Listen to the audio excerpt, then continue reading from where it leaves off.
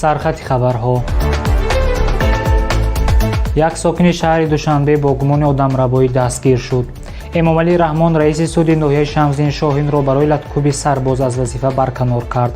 ҳуқуқдони шинохтаи тоҷик Шокирҷон Ҳакимов боздошт шуд. суд мардеро барои дузанагӣ дар Панҷакент ҷазо дод. муҳоҷирони тоҷик аз иғвогариҳои марзбонони рус гуфтанд. салом бинандагони азиз, дар нашри навбатии барномаи навиди 7 рӯз аз студияи RTJ муҳимтарин хабару рӯйдодҳои ҳафтаи охири Тоҷикистонро манзури шумо мегардонем. Идибеки Саид ҳастам ва шуморо дар ин барнома ҳамроҳӣ мекунам. сокини 36-солаи Душанбе бо гумони рабудани як ҷавони 21-сола аз ҷониби кормандони милисияи пойтахт дастгир шуд. Дастгиршуда аз волидайни ҷавон бар ивази раҳоии ӯ 30,000 сомонӣ талаб кардааст. дар ин бора раёсати вазорати корҳои дохилӣ дар шаҳри Душанбе хабар дод. Гулонов Хуршед, ки қаблан бо ҷурми дуздӣ суд шудааст, 16 июли соли ҷорӣ шаҳрванд Ҳоҷизода Абубакри 21-солаи сокини Душанберо рабудааст. номбурдаро баъди 3 шабонарӯзи аз хона баромада бедарак шудани Ҳоҷизода дастгир намуданд.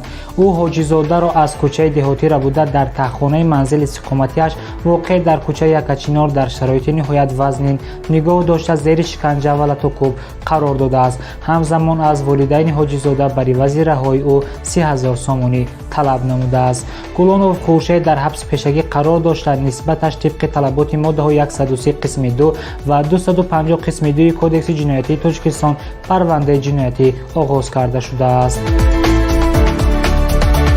эмомалӣ раҳмон раиси суди ноҳияи Шамсиддин Шоҳинро барои латукуби сарбоз аз вазифа барканор кард.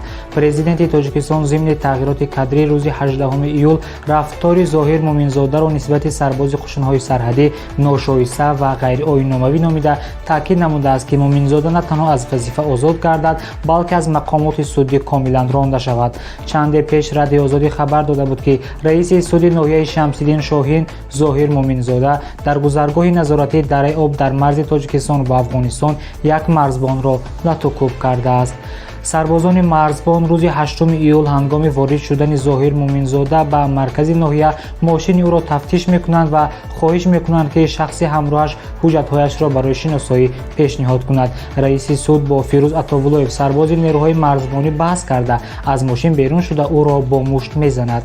гуфта мешавад, латукуби сарбоз дар камераҳои назоратӣ низ сабт шудааст. дар наворҳои сабтшуда дида мешавад, ки Зоҳир Муминзода аз мошин фаромада сарбозро бо мушт мезанад. назари худи Муминзода дастрас нест. ҳодисаро суди олии Тоҷикистон таҳқиқ мекунад. Зоҳир Муминзода соли 2017 бо фармони президенти Тоҷикистон Эмомалӣ Раҳмон раиси суди ноҳияи Шамсиддин Шоҳин таъин шуда буд. пеш аз ин Муминзода судяи суди вилояти Хатлон буд. Шокирҷон Ҳакимов, ҳуқуқдони шинохта ва муовини аввали раиси ҳизби Социал-демократии Тоҷикистон боздошт шудааст. хабар медиҳад Радиои Озодӣ. ин расона менависад, ки наздиконаш аз суҳбат дар ин бора худдорӣ карданд, аммо ба иттилоъ як манба Шокирҷон Ҳакимов рӯзи ҷумъаи 12 июл ба бозпурсӣ даъват шуда дигар ба хона барнагаштааст. эҳтимол меравад ӯро ба мақомоти прокуратураи генералии Тоҷикистон даъват карда бошанд. манбаи Радиои Озодӣ гуфтааст, Шокирҷон Ҳакимов дар робита ба парвандаи раиси пешини ҳизби Демократии Тоҷикистон ва вакили собиқи парлумон Саидҷаъфар Усмонзода боздошт шуда дар боздоштгоҳи муваққатии шаҳри Душанбе нигаҳдорӣ мешавад. мақомот ҳам то кунун дар ин бора расман хабар надоданд.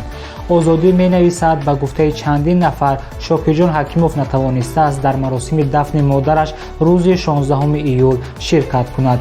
ҳамчунин аз 7 июл ба ин сӯ дар шабакаҳои иҷтимоӣ ҳам фаъол нест ва тақрибан аз он вақт телефонаш хомӯш аст. Шокирҷон Ҳакимови 58-сола аз лаҳзаи таъсиси ҳизби Социал-демократии Тоҷикистон дар соли 2002 узви ҳизб ва баъдан муовини раиси ҳизби Социал-демократии Тоҷикистон аст. оиладор ва соҳиби 4 фарзанд мебошад. суди шаҳри Панҷакент як сокини ҷамоати саразми ин шаҳрро барои дузанагӣ ҷазо дод. тибқи иттилои сомонаи суди шаҳри Панҷакент, ин мард соли 2014 бо як сокини ҳамин шаҳр оила барпо карда, соли 2016 аз қайди никоҳи расмӣ мегузаранд ва дар зиндагӣ якҷоя соҳиби 4 фарзанд мегарданд. гуфта мешавад, ки ӯ соли 2021 бо як шаҳрванди ҷумҳурии Ӯзбекистон шиносоӣ пайдо намуда, дар натиҷаи пайдо шудани меҳру муҳаббат байнашон бо хоҳиши якдигар соли 2023 никоҳи мусулмонӣ карда, то ин ҷониб مرد در یک وقت با 2 زن خواجگی عمومی را پیش می‌برده است. سود نسبت این مرد با ماده 170 کدکس جنایتی جمهوری تاجیکستان جزا در نماد کارهای اصلاحی تعیین کرده است. در تاجیکستان موافق ماده 33 کنستیتوسیا بسیار نکاحی منع است.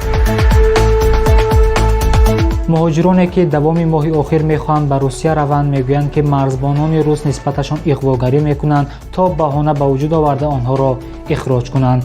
با گفته مهاجران از آنها تلفن‌هایشان را میگیرند و از اینترنت محتوایی که مقامات روسیه اکستریمیستی میحسابند از جمله نوارها از جنگ اوکراین را جستجو و ثبت میکنند.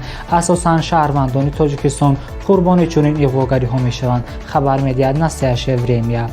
یک زاده تاجیکستان که علاقه شهروندی روسیه را دارد میگوید با چنین مناسبت مرزبانان روس هنگام سفر به روسیه روبرو شده است. او میگوید 3 ساعت آنها را نگاه داشتند، تلفن همه را در علاهیدگی تفتیش نموده میبینند که به کجا و کی آبونه شده است. با گفته حقوقشناس جمشید یاروف، کارمند میلیسیا در روسیه در 2 حالت میتواند تلفن را تفتیش کند و به معلومات شخصی دسترسی داشته باشد: وقتی که نسبت شخص پرونده جنایتی باز شده است و تلفن یا دیگر دستگاه موبیلی همچون دلیل استفاده شود یا شهروند اختیاراً اجازه داده دستگاه خود را به مقامات قدرتی سپارد.